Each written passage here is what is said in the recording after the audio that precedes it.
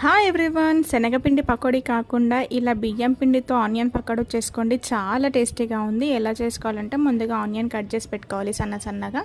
ఇంకా బియ్యం పిండి తీసుకోవాలి. మనం సేమ్ శనగపిండి ఎలా వేసుకుంటామో అలా బియ్యం పిండి వేసుకోవాలి. అందులో కొద్దిగా పచ్చిమిర్చి, మన ఇష్టం, కారం ఎక్కువ తినాలనుకుంటే కొంచెం పచ్చిమిర్చి ఎక్కువ వేసుకోండి.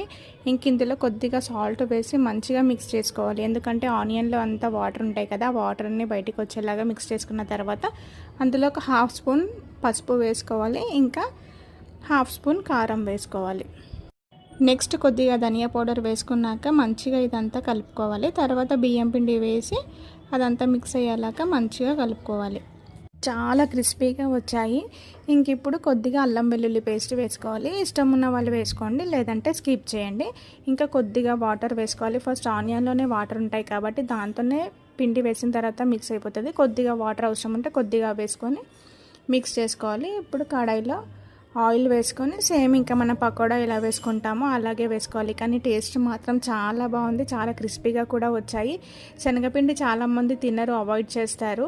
సో ఇలా శనగపిండి తినని వాళ్ళు ఇలా బియ్యం పిండితో చేసుకోండి. చాలా అంటే చాలా నచ్చుతాయి మీకు కూడా.